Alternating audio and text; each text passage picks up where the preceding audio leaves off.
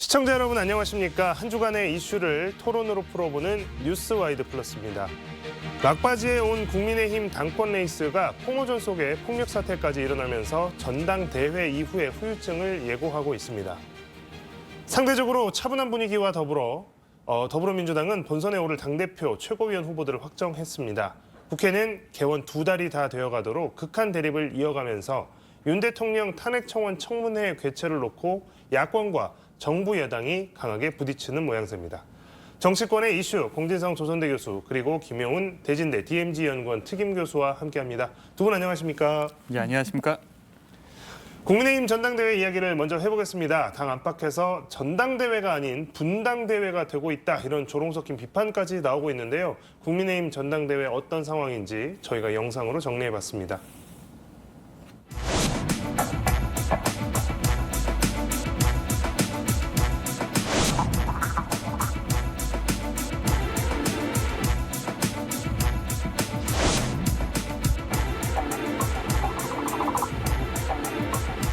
나 의원님께서 저에게 본인의 그 패스트트랙 사건 공소 취소에다가 부탁하신 적 있으시죠?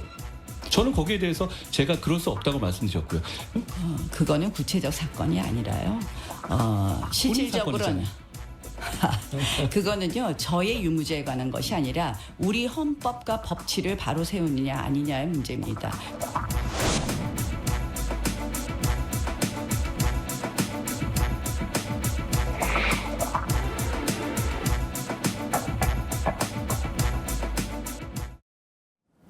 네, 영상 보고 오셨습니까? 자, 지난주에도 저희가 두 분 모시고 지금 국민의힘 전당대회 판세 이런 이야기를 좀 했었습니다. 일주일이 지났는데 영상에서도 보셨지만 그 일주일 사이에 또 많은 일이 있었습니다. 이게 지금 전당대회가 거의 지금 자폭 수준이다 이런 좀 격한 표현까지 뭐 보수 언론에서도 지금 등장하고 있는 상황인데요. 이런 분위기가 이게 판세에 어떤 영향을 미칠지 그리고 이런 분위기가 전당대회 이후에는 또 어떻게 될지 많은 분들이 우려 섞인 시선으로 보고 계신 것 같습니다. 공 교수님, 지난 일주일 동안 일어난 많은 일들 보면서 어떤 생각하시는지 좀 궁금합니다. 그러니까 이 갈등이 단순히 이제 경쟁 상황에 놓여 있는 후보들 간의 통상적인 갈등은 아닌 것 같습니다. 이제 그렇기 때문에 그냥 뭐 경쟁이 있으니까 치열한 정도가 아니라 근본적으로 국민의힘이라고 하는 정당, 보수 정당이 구조적으로 지금 내포하고 있는 어떤 문제를 해결하지 못한 채로 봉합해서 2017년 박근혜 대통령 탄핵 이후에 봉합해서 지금까지 그냥 끌고 온 결과가 지금 이제 골마서 터져 나오는 거라는 생각이 들고요. 결국 이제 그것이 이제 표면적으로 드러났을 때는 이제 대통령과의 관계 설정을 어떻게 할 것이냐인데 그와 관련해서 이제 좀 치열한 논쟁의 과정 속에서 뭐 우리가 지금 이런 갈등을 목격하는 것이 아닌가 이렇게 생각합니다. 갈등이 진짜 말 그대로 극으로 치닫고 있습니다, 교수님. 글쎄요, 지금 막 일주일 남았는데 또 어떤 사건이 이보다 더 심한 어떤 사건이 벌어지지 않으리라고 보기는 어려울 것 같습니다. 그러면 지금 국민의힘 전당대회는 그럼 과연 우리 어디까지 가볼까? 어디까지 해볼까? 뭐 1월 경쟁을 하는 것이 아닌가 할 정도로 어마어마한 일들이 일어나고 있는데요. 그러니까 통상 당 안에 에서 경쟁을 할 때는 어느 정도 좀 선을 좀 지키죠. 왜냐하면 외부의 어떤 적하고 경쟁이 나서 싸우는 것이 아니기 때문에 나중에 이 행사가 끝나고 나서도 한 조직으로 움직여야 될 그런 정당인데 이 과정에서 너무 심하게 상처를 이렇게 서로 내버리면 그다음에 수습이 어려운데 지금은 당내 경선에서 이렇게까지 가는 건가. 이만큼 한동훈 후보에 대한 거부가 이렇게 심한 것이고 다른 후보들이 이렇게 공격을 함에도 불구하고 한동훈 후보의 대세론이 지장을 받지 않는다는 거 이것도 상당히 이례적인 일인 것 같습니다.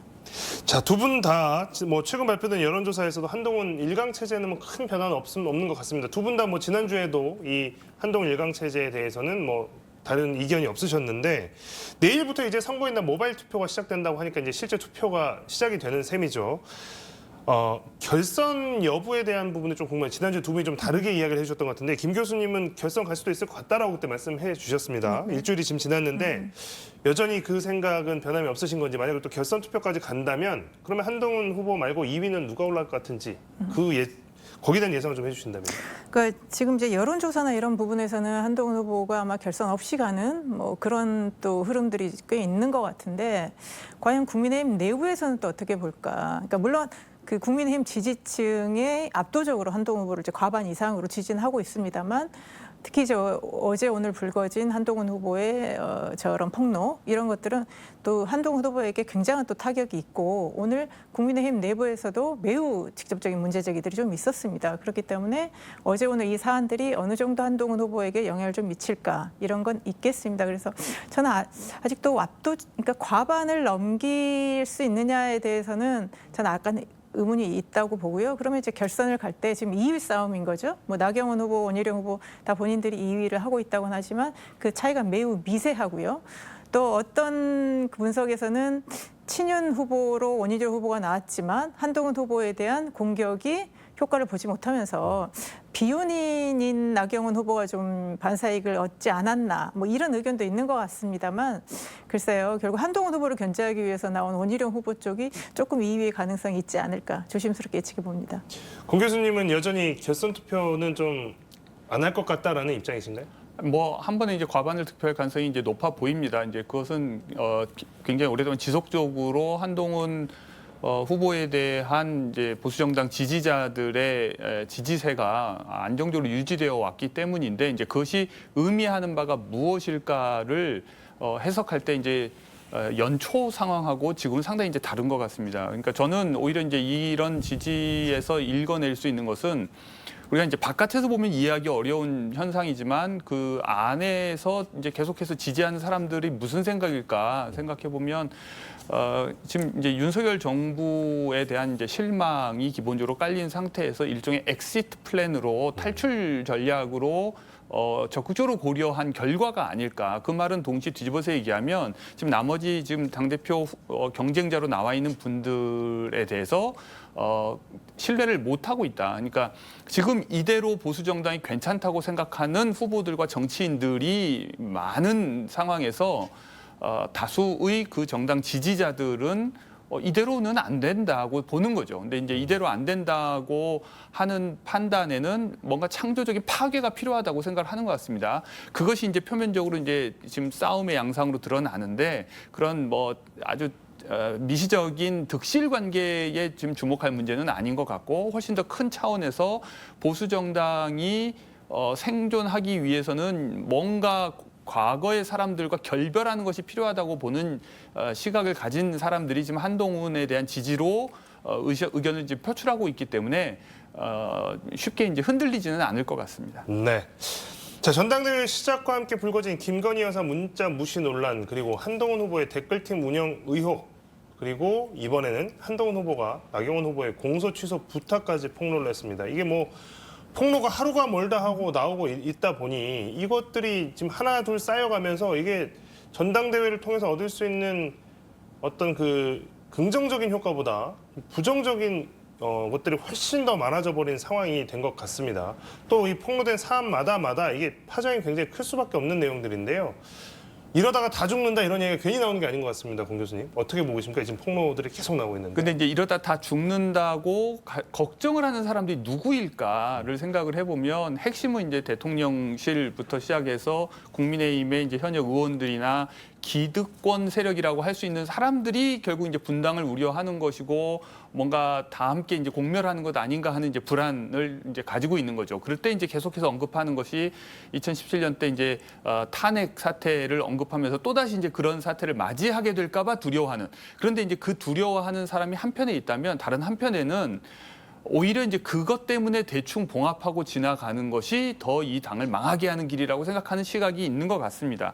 그러다 보니까 이제 이 지금 현재의 갈등이 과연 이게 이제 자해적이라고 보는 것이 옳을 것인지 아니면 결국 짚고 넘어가야 될 일인 것인지. 근데 이제 그 과정에서 지금 뭐 댓글팀을 운영했다고 하는 폭로 뭐 이런 것들이 이제 서로 나오니까 서로 이제 상대를 공격하는 과정에서 오히려 야당 좋은 일만 시키는 것 아니냐 하는 이제 문제 제기는 있을 수 있죠. 그런데 그것을 우려해서 봉합해도 좋을 상황은 아니라고 하는 인식이 지금 이제 당내에서 그러니까 의회 여의도에 있는 당내가 아니라 전국적으로 있는 이제 보수 정당의 지지자들 사이에서는 지배적인 것이 아닌가 싶습니다. 정말 이러다가 다 죽겠다 싶을 정도로 큰 사안들이지 않습니까?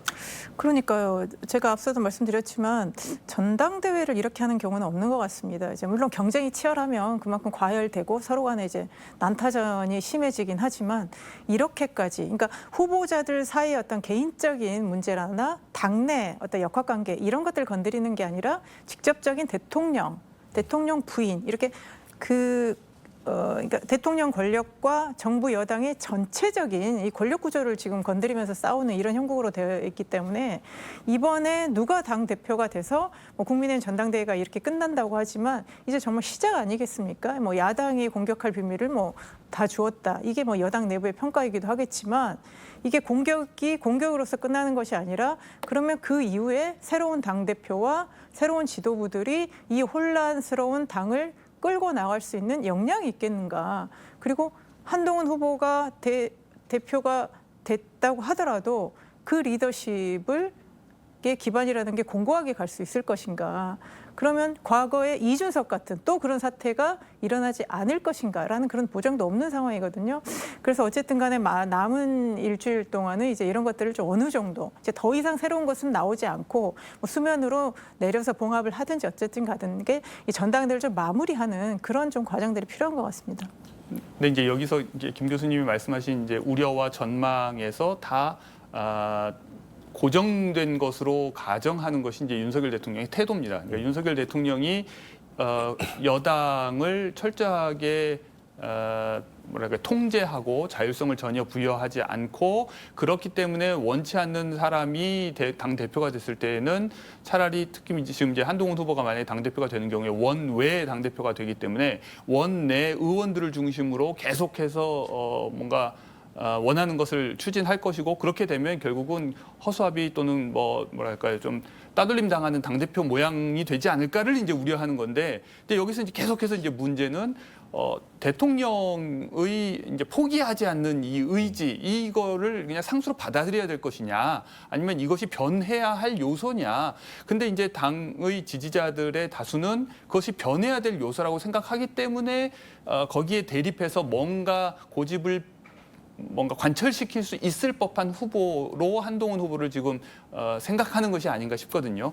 그러니까 그 외에 나머지 후보들은 좋은 게 좋은 거고 대립하지 않으려고 하고 오히려 대통령을 등에 업고서라도 당대표가 되는데 도움이 된다면 기꺼이 뭐 문자도 공개하고 막 이제 이러는 모양새를 보이는 반면에 대통령과 척을 지더라도 뭔가 할 말은 하겠다고 하는 태도를 보이는 후보에 대해서 오히려 그 당의 지지자들이 더 많이 뭔가 호의를 보인다는 것은 뭔가 의미하는 바가 되게 크다는 생각을 합니다.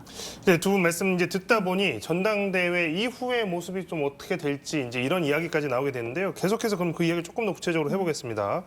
폭로전에 대한 후폭풍이 반드시 있을 것이고 그것을 가지고 야당으로서는 이제 공격의 빌미가 당연히 되는 것이니까 야당이 이걸 가지고 문제를 크게 삼을 수도 있을 것이고 방금 말씀하셨던 것처럼 윤석열 대통령의 태도 변화라고 하는 것이 없다라고 하면 결국에 만약에 한동훈 후보가 당선이 된다고 했을 때 원외 대표로서 가질 수밖에 없는 한계 그리고 이제 뭐 따돌림이나 영향력이 원내에 미치지 못하는 상황에 대한 우려도 있다라고 하셨고요. 그렇다면 이제 지금 앞서 나가는 이야기이긴 합니다만 지금 사실 나오고 있는 이야기들이 최혜병 특검법 재의결에 대한 것들 그다음에 조국혁신당에서 내건 한동훈 특검법에 대해서 기존의 국민의힘 의원들이 기존과 좀 다른 선택을 할 가능성이 있느냐 하는 부분이 하나가 있고 그렇다면 여기서 한 발 더 나가서 이게 분당까지 가능한 상황 아니냐라는 예측이나 예상도 나오고 있는데 이 특검법들 발의되어진 특검법에 있어서 그러면 국민의힘이 여당이 전당대회 이후에 갈등이 채 봉합되지 않는다 어렵다는 가정하에 어떤 그 투표에서 국민의힘 의원들이 지금까지 좀 다른 선택을 할 가능성은 있을까 하는 부분에 대해서는 어떻게 생각하십니까? 지금 이제 통합의 리더십을 발휘할 인물이 따로 존재하지 않는다고 가정을 하면 진짜 뭐 분당까지 가는 사태가 벌어질 수도 있다. 근데 이제 그 전에 이 갈등을 또 증폭시키는 사안들이 있겠죠. 그것으로 이제 지금 주목받는 것이 말씀하신 것처럼 이제 최상병 특검법과 관련해서는 이른바 이제 한동훈 친한계 의원들이 이제 돌아설 가능성이 있다면 반대로 이제 한동훈 특검법에 대해서 반한계 의원들이 돌아설 가능성 이런 것들이 서로 이제 맞물리게 되면 결국 이제 뭐 너 죽고 나 죽자 식으로 이제 서로 이제 상대가 원치 않는 특검법을 통과시키는데 일조하는 형태로 뭐 치닫게 된다면 정말 이제 분당까지 갈 수도 있겠죠. 그러니까 이제 그 전에 뭔가 사태를 수습하기 위한 지혜를 마련할 수 있을까? 그러니까 스스로 이제 공멸을 막기 위해서 뭐 자제를 할 수도 있고 그렇지만 그 가능성이 예를 들어 이제 진공 상태에서라면 혹시 가능할지 모르겠는데 이제 야당도 이 가능성을 최대한 이용하려 할 것이기 때문에 굉장히 상황은 뭐 어지럽게 전개될 것 같습니다.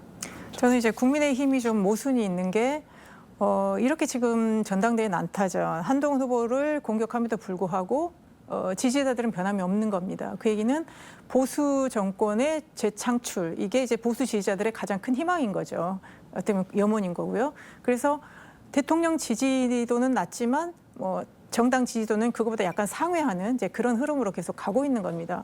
그렇기 때문에 이제 한동훈 후보가 어쨌든 차기 대선 주자로서 뭔가 보수 정권을 계속 이어갈 수 있는 그런 적임자라고 보기 때문에 아마 지지자들은 그쪽으로 결집을 하는 것 같은데 지금 이와 대립되는 모순이 윤석열 대통령과 용사하는 생각이라는 거죠. 그러니까 저는 국민의힘의 이유를 좀 부정적으로 보는 게 과연 대통령이 현재까지도 국정 운영 기조, 야당이 아무리 바꾸라고 해도 바꾸지 않습니다. 그리고 당정 관계, 한동훈 후보가 계속 얘기하는 수평적 당정 관계라는 것을 받아들일 수 있을 것인가? 저는 그게 부정적으로 보는 이유가 이번에 경선 과정에서 김건희 여사 문자랄지 댓글팀이랄지 각종 원희룡 의원이 제기한 3대 의혹 이런 것들이 그냥 나왔을 것인가? 굉장한 한동훈 그 후보 견제 아니면 이제 죽이기 차원에서 나왔고 친한계들이 또 그렇게 움직였을 가능성도 있고요. 특히 오늘 또 그 아까 나경원 의원 그 공소 취소 요청과 관련해서 소위 말하는 친윤계 의원들이 또 목소리를 오늘 많이 냈고요. 결국 한동훈 후보가 이제 사과를 하기에 이르렀기 때문에 이 지지자들이 생각하는 그 당의 앞으로의 모습과 그리고 실제 권력을 갖고 있는 대통령과 그 주변 사람들의 생각이 다르다는 거. 저는 이게 지금 기본 모순이 아닌가 싶어서 조금 앞으로의 국민의힘의 그 미래에 대해서 조금 더 부정적으로 보는 또 이유입니다. 그 지금 잠깐 이야기가 나왔습니다만 공 교수님께서는 이제 분당의 가능성에 대해서 뭐 잠깐 언급을 해주셨습니다. 그 부분까지는 어떻게 생각을 하시겠습니까? 글쎄요, 분당이나 창당 이런 것들이 지금 현재 정치 구조나 정치인들은 하기 어려운 구조고요. 민주당도 작년 올해 여러 가지 그런 내부의 사정이 있었지만 당을 뛰쳐나간다는 건 결국 광야에 홀로 서는 거기 때문에 그렇게 가지는 않을 것 같고요. 아직 대통령 권력이라는 게 아직 남아있기 때문에 국민의힘은 서로 싸우면서 또 내부를 수습해 가면서 그렇게 갈 것 같습니다. 네. 자, 더불어민주당 이야기로 넘어가 보겠습니다. 더불어민주당 전당대회는 8월 18일입니다. 아직 한 달 정도 남아있는데요. 당대표 선거는 3인 경쟁으로 진행이 됩니다. 최고위원 후보는 13명에서 예비 경선을 거쳐서 이제 8명까지 압축이 된 상태입니다. 민주당의 전당대회 상황은 어떤지 영상으로 정리했습니다.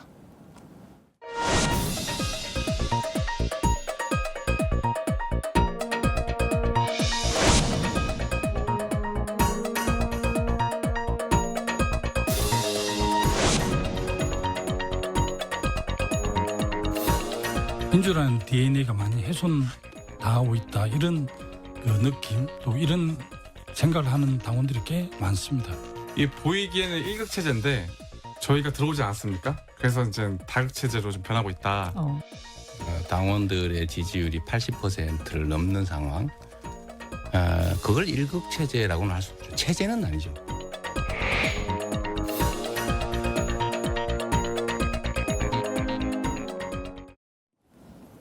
민주당의 이번 전당대회 다른 때 같았으면 사실 당대표 누가 될 것 같으냐라는 이야기를 가장 궁금하고 또 두 분께 먼저 물어봐야 될 것 같지만 좀 다르게 오히려 더 관심이 많아지고 있는 최고위원 선거 이야기를 먼저 꺼내보겠습니다. 관심이 지금 집중되고 있는 것이 사실이죠. 무려 13명이나 후보가 나왔고 예비 경선을 통해서 5명의 후보가 컷오프 됐습니다. 지금 이제 8명의 본선 후보가 갖춰졌습니다. 현역 의원 7명, 원외 인사 1명입니다.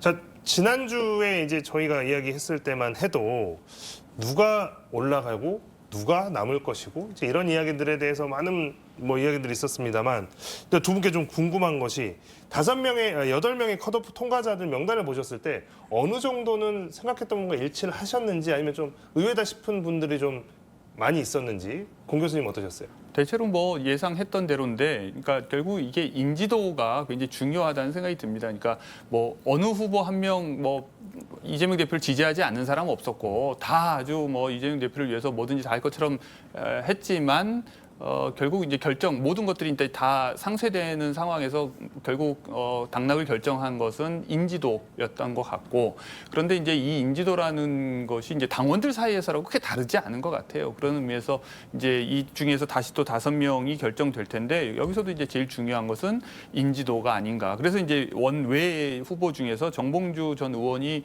뭐 일단 그러니까 예비 심사를 통과한 것은 결국 이제 인지도 면에서 전국적 수준이고, 그런 의미에서 저는 이제 한편에서는 그 민영배 의원이 지금 8명 안에 이제 포함된 것을 자꾸 이제 호남권 후보로 자꾸 이제 딱지를 붙여서 표현을 하는데, 사실 이제 민영배 의원은 이제 전국적으로도 지명도가 있고 그리고 대표적인 뭐 친명계 의원이기도 하고, 그러니까 그런 면에서 이제 해석을 해야지. 이미 이제 호남이라고 하는 지역적 단위로 이제 분절되어 있는 당원 구조가 더 이상 아니기 때문에도 전국을 하나의 통합된 선곡으로 놓고 누가 이제 뭐 당원들 사이 인기가 높으냐, 그 싸움인 것 같습니다. 김 교수님 어떻게 보셨습니까? 이 8명 명단 쭉 보셨을 때. 13명 중에 정말 쟁쟁한 사람 8명을 정말 추렸구나 이런 생각이 좀 들었습니다. 말씀하신 것처럼 첫 번째가 이제 인지도인 거죠. 그러니까 당원들한테 얼마나 알려졌고, 그리고 인지도와 더불어서 당원들과 그간 얼마나 교감을 했는가, 소통을 했고 당원들과 투쟁을 했는가, 이런 것들이 이제 당원들이 많이 본 것 같습니다. 그래서 지난번에 뭐 이성윤 의원 얘기도 좀 했지만 상대적으로 그 사람은 인지도나 이런 게 좀 떨어지면서 당원들한테 낯선 거죠. 뭐 최근 2년, 윤석열 정부 2년이랄지 그 전부터 민주당에 계속 몸을 담고 현 정부와 싸웠던 사람, 뭐 이재명 대표를 정말 지키기 위해서 앞서서 투쟁했던 사람, 이런 사람들의 그 노력이랄까요? 그런 것들을 좀 많이 본 것 같고요. 이번에 또 예비 경선에서는 또 룰이 좀 달라지면서 전에 이제 중앙위원들, 주로 이제 약간 간부급이죠. 당의 직책을 맡고 있는 그 사람들이 100%였다면 이번에는 권리당원 100% 다 바뀌었습니다. 그러다 보니까 이전 같은 경우는 뭐 이번에도 이제 기초자치단체장으로 안양시장이 나오긴 했습니다만, 그런 분들이 이전에는 중앙위원 투표하면 조금 뭐 가능성도 있었지만 이제 그런 부분들에 있어서는 정말 당원들의 뭔가 좀 압도적 지지를 받는 그런 사람 8명, 예, 진짜 찐명. 으로 이번에 아마 그 본선으로 간 것 같습니다. 지금 뭐 8명의 후보분들 한 명 한 명 뭐 다 이야기를 뭐 인지도가 있으신 분들이고 나름 이제 당 안에서 굉장히 인기가 좋은 분들이라고 했지만, 이분 이야기는 따로 한번 꺼내서 해볼 만한 것 같아서요. 이게 원외에서 유일하게 지금 들어온 게 지금 정봉주 전 의원인데요. 정봉주 전 의원이 오늘 사실 광주를 또 왔다 갔습니다. 그래서 뭐 편집보도국장들 이렇게 만나고 이렇게 갔는데 뭐 오늘 또 공교롭게 발표된 어떤 여론조사에서 굉장히 높은 순위인 것으로 지금 나와서 매우 분위기가 지금 좋았다고 하는데요. 원외라고 하는 게 어떻게 좀 많이 불리할 수도 있는데, 그런 경쟁력에 있어서의 이런 것들은 인지도로 말씀하셨던 그런 인지도로 충분히 상쇄 가능한 정도라는 것을 정봉주 전 의원이 보여주고 있는 걸까요? 공 교수님 어떻게 보십니까? 그러니까 이분이 그 공식적으로야 초선이지만 사실 이제 그 정치 경력으로만 보면 거의 뭐 3선 4선급에 해당할 정도로 이제 인지도도 높고 활동도 많이 했었고, 또 지난번 이제 총선 과정에서 박용진 후보와 이제 경선 과정에서 이제 이겼는데 뭔가 그 이후에 이제 불거진 어떤 이제 불미스러운 일 때문에 이제 스스로 사퇴를 한 것에 대해서 당원들은 나름대로 약간 뭐 미안한 마음 뭐 이런 것도 작동을 하는 것 같습니다. 이제 그런 이제 동정 여론까지 더해져서 원외이지만 전혀 이제 불리하지 않은 싸움을 하신 것이 아닌가 싶습니다. 김 교수님께서는 정봉주 의원 어느 정도 가능성, 그러니까 최고위원 가능성 어느 정도라고 보십니까? 이번에 이제 본선 진출의 8명을 면면을 보거나 뭐 여론조사 이런 걸 보면서 정말 당원들은 누가 진짜 이재명 대표를 지킬 사람인가? 예, 그러니까 8명이 다 나는 이재명 대표를 지키겠다, 당원 민주주의를 하겠다, 뭐 이재명 대표를 대통령으로 만들어서 뭐 나라를 뭐 윤석열 정부를 뭐 끝장내겠다 이런 얘기를 똑같이 하고 있지만 사람들이 그간의 이 사람 그 후보들의 이 면면을 봤을 때 정말 이재명 대표 리더십에 뭔가 좀 위기가 왔을 때 흔들리지 않고 끝까지 함께 갈 사람들이 누구인가 이거를 먼저 좀 고려를 한 것 같습니다. 뭐 정봉주 의원은 워낙 뭐 이전에 이명박 대통령 때부터 열심히 싸워왔고 또 최근에 본인이 다시 뜻을 펼치려고 했지만 못한 부분들 이제 그런 부분들이 또 뭐 동정 여론도 있을 수 있고요. 그래서 저는 지금 뭐 이 정봉주 전 의원이나 좀 이현주 의원도 좀 상당히 지금 눈여겨 보고 있고요. 또 광주 지역의 대표 의원인 또 민영배 의원도 상당히 이제 이재명 그 대표와 초기부터 함께 발을 맞췄기 때문에 그 당원들에게는 상당히 그 뭐 우리 사람이랄까요? 뭐 그런 충성도 그런 부분들이 좀 각인이 되지 않나 싶습니다. 공 교수님은 지금 8명 후보 중에 그래도 결국 이제 5명을 뽑아야 되는 상황이지 않습니까? 이게 이제 뭐 순위를 매기자는 건 아니지만 그래도 좀 눈여겨 볼 만한 후보는 이런 사람 좀 눈여겨 볼 만하겠다 싶은 후보들이 따로 있으실까요? 아니요, 뭐 다 눈여겨 볼 만한 분들이기 때문에 제가 뭐 특별히 언급할 필요는 없을 것 같고 뭐 그런 의미에서 이제 그 아까도 말씀드렸다시피 그 호남 몫이어서가 아니라 그냥 전국적 지명도와 그리고 이제 뭐 이 지역에서는 대표적으로 이제 친명계로 분류되고 있는 민영배 의원이 어떻게 보면 자력으로 최고위원이 될 가능성이 그 어느 때보다 가장 높은 때인 것 같기는 합니다. 예. 그래서 이전에 뭐 21대의 송갑석 전 의원 그리고 서삼석 의원 등등이 이제 호남에 목소리를 내겠다라고 하면 선출직 최고위원 도전했다가 연속으로 고배를 마셨는데 방금 이제 그 이전보다는 그래도 호남 출신이 최고위원에 진출할 수 있는 가능성은 더 높아 보인다라는 말씀까지 해주셨습니다. 자, 민주당의 차기 당 대표로는 이재명 후보가 유력한 상황이죠. 각종 여론조사 결과도 그렇게 나오고 있는데요. 일반 국민과 민주당 지지층이 보여주는 지지도는 그래도 격차가 꽤나 큰 것처럼 보입니다. 민주당의 선거 룰인 여론 30%, 당원 70%를 실제로 적용했을 때 결과가 어떻게 나올지도 좀 궁금한데 이게 뭐 당선의 여부보다는 어느 정도의 지지율, 어느 정도의 스코어 차가 나올까 이게 좀 더 큰 관심이지 않을까 싶습니다. 김 교수님 어떻게 예상하십니까? 아까 이재명 대표가 오늘 아침에 그 토론회 하면서 본인의 지지도를 얘기를 했더라고요. 당원 지지율이 80% 넘는다. 그러면서 이게 무슨 일극 체제냐 이렇게 얘기를 하면서 본인의 지지가 한 80% 정도 된다라고 지금 뭐 인식하고 있는 것 같습니다. 그래서 뭐 지난 22년 당대표 선거보다는 좀 더 나오지 않을까 뭐 이런 예측도 해보는데요. 그러니까 지금 이제 민주당 지지층과 그다음에 일반 여론 조사했을 때 이제 상당히 이제 차이가 나오는데.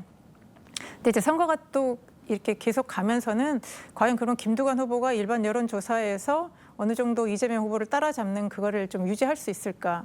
그건 또 변화가 있더라고요. 선거를 계속 하다 보면 어차피 이제 1위 후보한테 더 이제 수렴하는 그런 경향성이 있기 때문에 뭐 이재명 후보가 뭐 어렵지 않게 뭐 연임에 성공할 것이고요. 그리고 본인 아까 얘기한 것처럼 뭐 80%의 당원 지지. 뭐 이런 거는 좀 자신 있게 얘기하는 것 같습니다.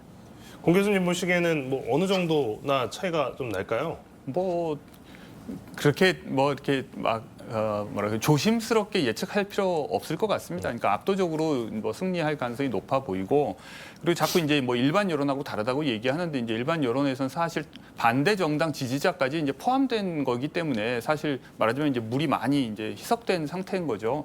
그런데 여기서 지금 당원들만을 대상으로 조사한 것도 아니고 그냥 민주당 지지층만으로도 80%가 넘는다는 얘기는 당원들 사이에서는 거의 압도적이라고 봐야 될 거라고 생각합니다. 그리고 전 자꾸 이제 억지로 뭐 일극 체제라는 표현을 쓰는 것이 좀 부적절하다는 생각이 드는데 그것은 제가 뭐 무슨 이재명 대표 체제를 옹호해서 뭐 긍정해서가 아니라 우리가 이제 보통 일극 체제냐, 양극 체제냐, 다극 체제냐를 이제 국제 정치와 관련해서 이야기를 합니다. 우리가 다 알다시피 이제 냉전이 종식되고 미소 양극 체제 중에서 이제 소련이 이제 몰락하면서 일극 체제가 됐죠. 그러니까 이제 이때의 일극 체제라고 하는 것은 사실 물리력을 동원해서 싸우지만 않았지.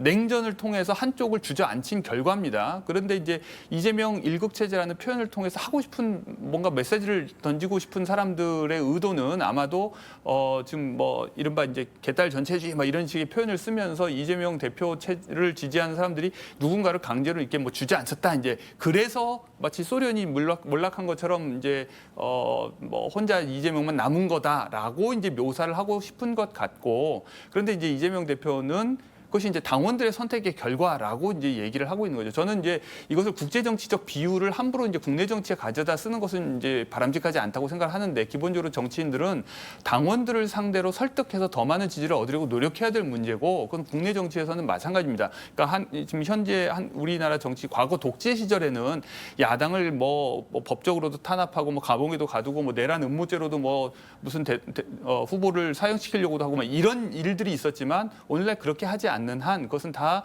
국민의 선택이고 당원의 선택이고 지지자들의 선택으로 간주해야 옳지 그것을 마치 누군가가 무슨 어떤 부당한 힘을 이용해서 뭐 주저앉히기로 한 것처럼 묘사하면서 일극체제라는 말을 쓰는 것은 뭔가 좀 적절하지 않다고 생각을 하고 다만 이제 민주당의 지지자들이 왜 이런 인식을 가지게 됐는가 그것은 이제 우리가 시간을 거슬러 올라가면 결국 이제 노무현 대통령의 이제 서거 이후와 관련한 전반적인 인식 이 깔려 있는 겁니다. 이게 그런 상황에서 어떻게 보면 여전히 이제 비상적인 상황이라고 하는 생각 때문에 이제 당 대표와 대선 후보를 강력하게 이제 옹호하는 이런 정서가 지금 형성된 것인데 거기에 이제 공감하지 못하는 당 밖의 사람들로서는 이해가 안 될 수 있지만 당 내에서도 당 밖의 사람인 것처럼 인식하는 태도들을 보이는 정치인에 대해서 당원들이 계속 이제 분노했던 거고요. 전 그런 의미에서 이 용어 자체가 매우 좀 부적절하다는 생각이 듭니다. 네.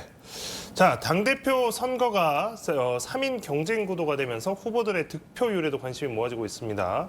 민주당과 각 후보들이 함께 웃을 수 있는 비율이라고 표현하면 맞을까요? 그러니까 어느 정도의 비율의 득표가 나오면 민주당 입장에서는 또 지지자들 입장에서 이게 황금 득표율이다 이렇게 할 만한 상황이 될까요? 어떻게 생각해 보십니까?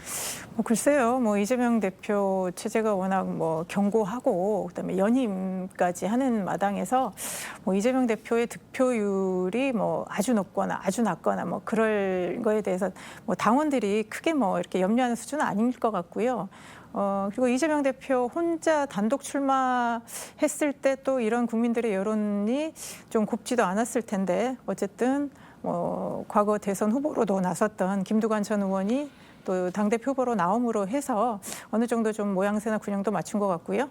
또 젊은 사람이 나는 청년 정치를 하겠다고 해서 3인이 나온 것 자체가 이제 어쨌든 민주당 입장에서는 이제 모양새가 좀 갖추어졌고 이재명 대표도 혼자 나와서 뭔가 신입 투표 이런 대상이 됐을 때보다는 훨씬 부담감이 적을 것 같습니다. 그리고 김두관 후보도 본인이 출마하는 거에 대해서 주변에서 우려도 많았다라는 얘기를 직접 합니다만 김두관 후보 입장에서는 현재 현역이 아닌 상태고 지방선거에 나갈 수 있는 상황도 아니기 때문에 아마 다음 기회를 좀 노리면서 이번에 나와서 또 그래도 민주당에 좀 역동성이 있다, 다양성이 있다 이런 것들이 이번 전당대회에서 조금 보여지겠지만 결과에는 지금 국민의힘 전당대회가 저렇게 혼탁하지만 결과에 크게 변함이 없는 것처럼 민주당 전당대회 당대표도 거의 그런 변화 없이 그런 흐름으로 가지 않을까 싶습니다. 네. 자, 민주당도 오늘 첫 당대표 후보자 토론회를 가졌습니다. 후보자들 발언들을 좀 보면요. 이재명 후보는 일극체제라는 표현에 대해서 굉장히 많은 큰 부분을 할애해서 반박을 했고 김두관 후보는 우리 당의 생명성은 역동성과 다양성이다. 이제 이런 부분들을 좀 강조했습니다. 김지수 후보는 내가 참여함으로 인해서 이게 일극체제가 아니다라는 것이 증명이 됐다. 이제 이런 식으로 좀 패기 있는 포부를 밝혔습니다만 후보자들 발언 중에서 좀 눈길이 가셨던 부분이 어떤 게 있을까 좀 생각을 해봤습니다. 공 교수님 혹시 후보자들이 했던 이야기들 중에 좀 눈길이 갔던 부분이 있다면 어떤 부분이 있었을까요? 일단 이제 여당의 전당대회하고 비교했을 때 긴장감이 너무 떨어져서 눈길이 가기가 어려웠습니다. 그러니까 이제 세 분 다 말하자면 이제 텐션이 약하다 그러죠. 그러니까 너무나 차분하고 좋게 얘기해서 진지하고 너무나 점잖게들 토론을 하시기도 하고 그리고 어떻게 이렇게 뭐랄까요 이렇게 첨예한 논쟁거리가 없어서 딱히 이렇게 시각이 가지는 어려웠고요. 뭐 이제 그나마 그러니까 이제 언론도 찾아내는 것이 이제 어떤 이견이 있는 부분들, 그것이 이제 뭐 종부세 관련된 문제라든지 뭔가 이렇게 대선을 염두에 두고 우클릭하는 것에 대한 이제 김두관 후보의 지적, 뭐 이런 것들이 그나마 이제 뭐 언론의 눈길을 끄는 부분이 아니었나 싶습니다. 자, 종부세 관련해서 또 금투세 관련해서 이야기들이 좀 나왔는데요. 역시 이 부분에 대한 얘기 조금 뒤에 다시 해보도록 하겠습니다. 김 교수님은 토론회에서 좀 인상 깊었던 코멘트가 있었을까요? 그러니까 결국 이제 언론이 주목하는 게 이제 질문이었죠. 이재명 1급 체제에 대해서 어떻게 생각하느냐 질문을 했고, 이재명 대표가 명확하게 얘기한 거죠. 당원의 압도적 지지를 받고 있고 이것을 어떻게 체제라고 말할 수 있는가?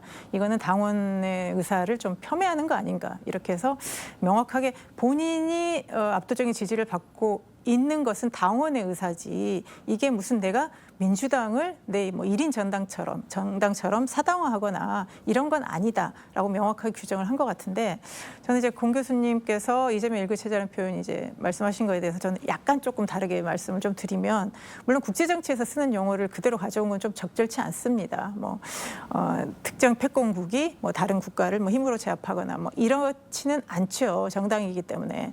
그렇지만 이재명 1급 체제라는 말이 나오게 된 배경은 결국 민주당이 이재명 대표와 다른 목소리를 용인하지 않는 거 아닌가.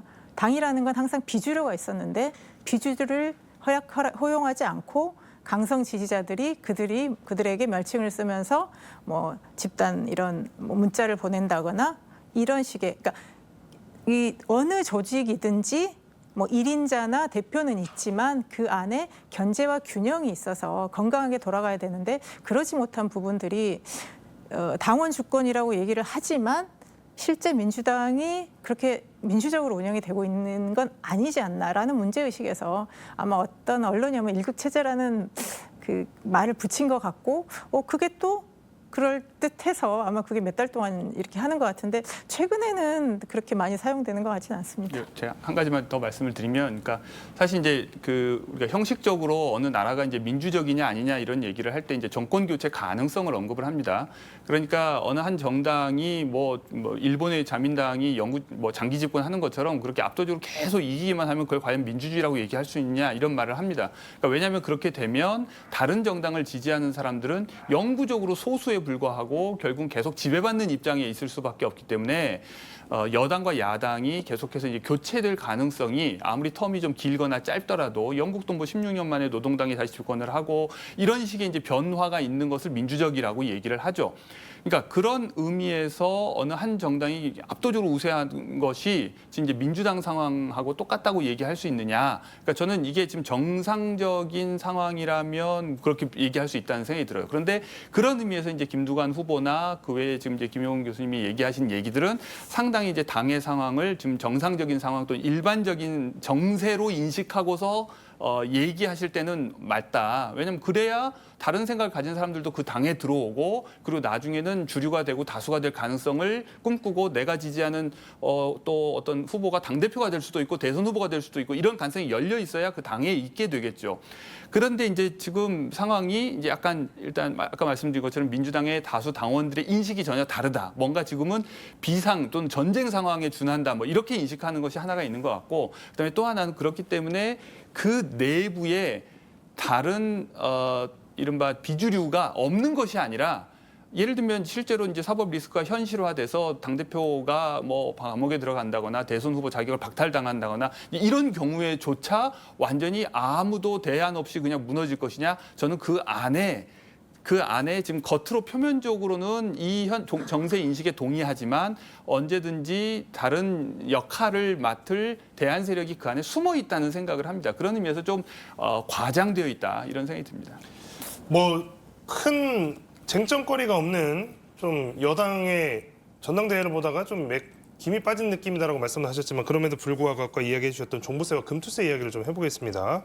이재명 후보가 완화 가능성을 이야기했습니다. 김두관 후보는 당 정체성을 파괴하는 거다라는 주장을 했고, 이재명 대표가 굳이 지금 이 상황에서 완화 이야기를 하면서 어떻게 보면 표 깎아먹는 이야기를 할 수 있을까? 물론 압도적인 지지를 받고 있긴 합니다만, 그래서 이게 지금 당 내부에서는 논쟁이 되고 있는 것이 사실입니다. 자, 이 종부세 또 금투세 관련한 이야기들을 지금 이 타이밍에 꺼낸 것이 그러니까 이것을 완화하는 게 맞다 아니다 이 이야기는 뭐 지금 당장 결론이 이번 전당대회에서 나오진 않겠지만 이 타이밍에 이 문제를 들고 나온 것이 어떤 의미가 있을까요? 공 교수님 어떻게 보십니까? 저는 이제 1차적으로는 이재명 대표가 본인의 이제 실용적인 이미지 구축을 위해서 일단 제시한 측면도 있다. 그러니까 오히려 이제 김두관 후보가 비판을 함으로써 그 구도가 더 이제 강해졌는데, 그러니까 뭐냐면 이제 이념적으로 진보 정당이니까 이래야 한다라는 식의 입장이 아니라 언제나 상황에 맞게 유연하게 대응할 수 있는 이제 정치인의 이미지, 그리고 그것은 동시에 지금 굉장히 경직되어 있는 윤석열 대통령과 대비되는 이미지를 구축하려는 전략 속에서 나왔다고 생각을 합니다. 그런 의미에서 이것이 뭐 이슈 자체가 뭐 민주당 내에 어떤 금기 사항이라고 볼 수는 없는 것이고, 그런데 이제 그것이 과거에 문재인 정부에서 만들어졌거나 노무현 정부에서 만들어졌기 때문에 그 정부에 몸담았던 사람들이 좀 더 민감하게 반응하는데, 그건 오히려 본인들의 경직성을 드러내는 결과가 아닌가 이런 생각도 들고요. 그런 의미에서 이제 이런 식의 이제 정책과 관련된 구체적인 논쟁으로 민주당이 주도권을 끌고 갈 수 있다, 주도권 행사할 수 있다는 것은 괜찮은 신호라는 생각은 듭니다. 이게 앞서 박찬대 원내대표나 고민정 의원도 이 이야기를 한 적이 있거든요. 근데 그럴 때마다 이게 사실 뭐 굉장히 큰 저항에 부딪혔던 것도 사실이고, 하지만 이제 이재명 대표가 이 이야기를 다시 꺼내서 이야기를 공론회장으로 끌고 나오면 그런 저항은 좀 덜할 수도 있지 않을까라는 생각도 하고 있는 것 같습니다. 실제로 이 이야기들을 수면 위로 끄집어 나온 새로운 논의를 한다라고 했을 때 이재명 대표가 이른바 진보, 그러니까 당 내뿐만이 아니라 당 바깥에서 어떤 진보적인 세력이라고 하는 기존의 어떤 이런 기존의 정책을 지지해왔던 분들의 돌아섬, 뭐 저항 이런 거를 받을 가능성은 크게 없을까요? 그래서 이재명 대표가 이번에 전당대회 출마를 하면서 나는 이제 먹고 사는 문제를 해결하겠다, 먹사니즘이 이데올로기다라는 얘기를 했습니다. 그러면서 종부세하고 금투세 얘기를 던졌는데 저는 이걸 상당히 치밀하게 연구를 하고 던졌을 거라고 생각됩니다. 교수님 말씀하신 것처럼 이제 정책 의제로 가겠다, 민생 의제로 가겠다. 그걸 이제 들으면서 나는 이렇게 뭐 준비된 대선 후보, 이번에 선거라는 게 뭐 대표로서 연임되는 건 너무나 당연하고 이 과정에서 준비된 대선 후보로서의 이런 문제, 내가 먹고 사는 문제를 해결할 수 있는 적임자다, 이런 것들을 이제 보여주는 게 필요한 거고요. 종부세는 당내에서도 논란이 있고요. 뭐 기재부 차관을 지낸 안도걸 의원 같은 경우도 이거에 대한 문제 제기를 합니다만, 저는 이제 중도표를 겨냥을 했다고 생각을 합니다. 이번에 특히 이제 총선 때 한강벨트가 굉장히 격전지였죠.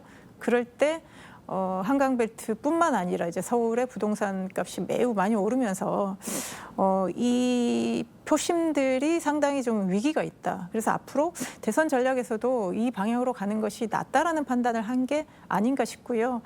이렇게 그러면 약간의 우클릭처럼 보이겠지만 기존 민주당 또 지지자들 입장에서는 뭐 윤석열 정부에 대해서 세게 우리가 투쟁해야 된다는 기본 전선에 흔들림이 없기 때문에 기존 지지자들은 그대로 가면서 새로운 뭐 중도 확장 이런 전략으로서 생각하고 있는 것이 아닌가, 저는 그렇게 생각합니다.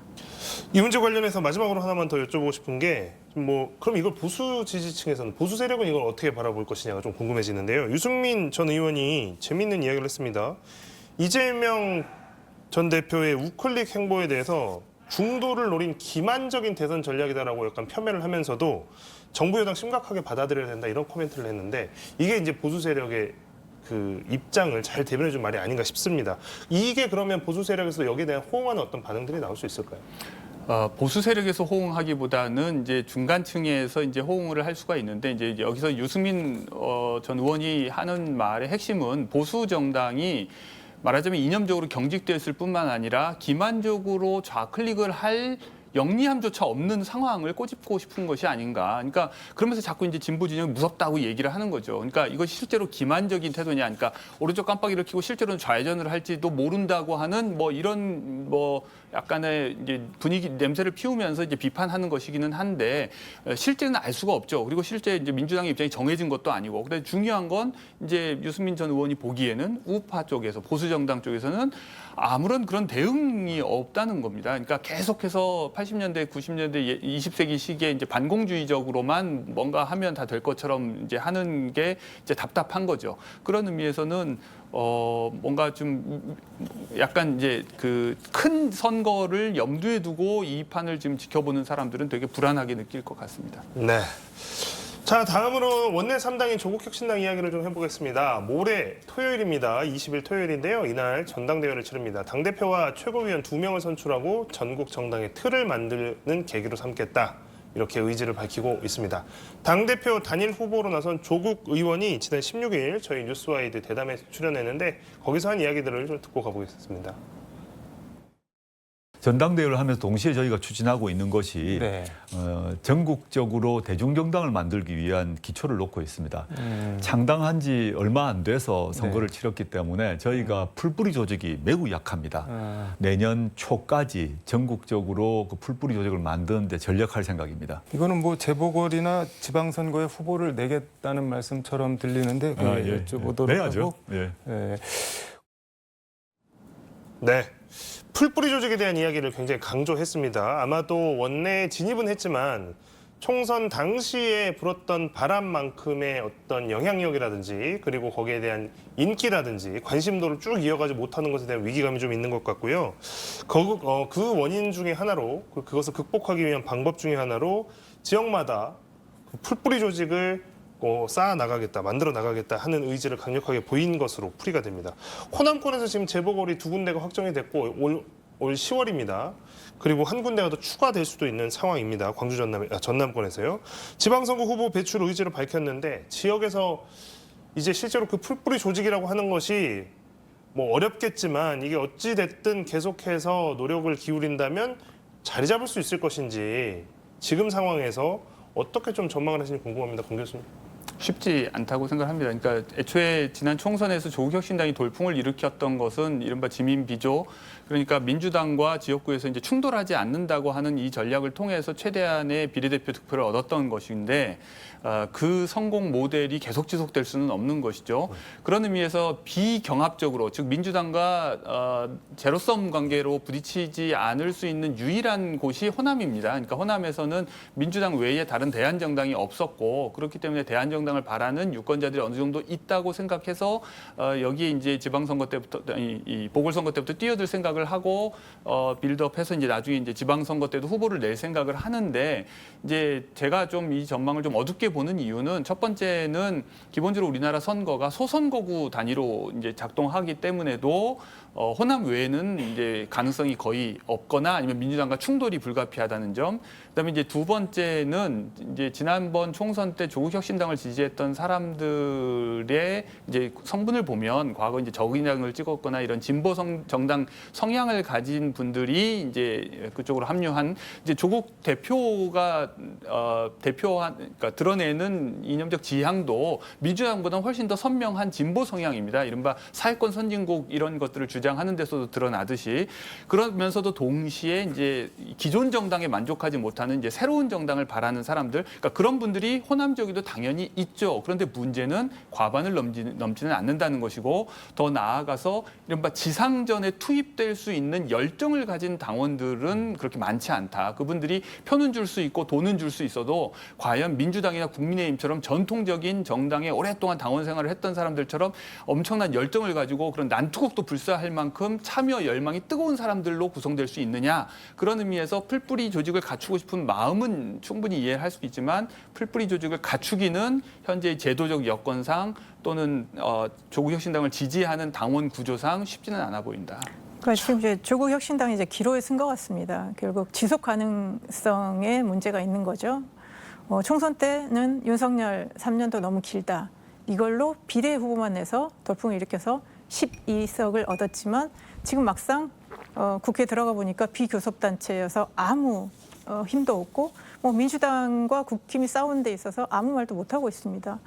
이런 국회 상황과 그리고 조국이라는 1인에 너무나 의존하는 이런 상황에서 조국 대표도 그걸 되게 솔직하게 얘기한 것 같아요. 좀 풀뿌리 조직을 갖춰야 된다. 뭐 전국 정당을 만들어야 된다. 어떻게 보면 이게 거꾸로 된 거죠. 정당이 어느 정도 풀뿌리하고 정도 풀뿌리하고 전국 조직을 갖고 출범을 하는 건데 이게 거꾸로 되다 보니까 과연 이번에 새로 좀 정비를 할 수 있을지, 그리고 조직을 정비하려면 결국 비전을 보여줘야 되는데 그 창당 때 제시했던 진보적인 의제들이 지금 다 사라졌습니다. 그랬을 때 윤석열, 한동훈 두 사람 얘기만 가지고 조국 혁신당이 지속 가능할까? 그 점에 대해서는 상당히 지금 어려운 상황인 것 같습니다. 네. 뭔가 지금 총선 때 불었던 바람들을 지속해 가기에는 지금 조국 혁신당에 처한 물리적인 현실, 그리고 이런 부분들, 그다음에 중요한 의제들마다 전혀 도드라지지 않고, 그다음에 정치 개혁과 정치권의 이슈에 있어서도 참여할 수 없는 구조가 되어버린 상황에 대해서 두 분 다 약간 부정적인 전망을 해주셨습니다. 자, 오늘 토론은 여기서 마치겠습니다. 지난 5월 30일에 문을 연 22대 국회가 아직까지 개원식을 못하고 있습니다. 의례적인 행사지만 국민을 대표하는 국회의원으로서 선서를 하는 중요한 행사이기도 한데요. 기본도 지켜지지 않는 국회의 모습에 국민들은 어떤 신뢰와 지지를 보낼 수 있을까요?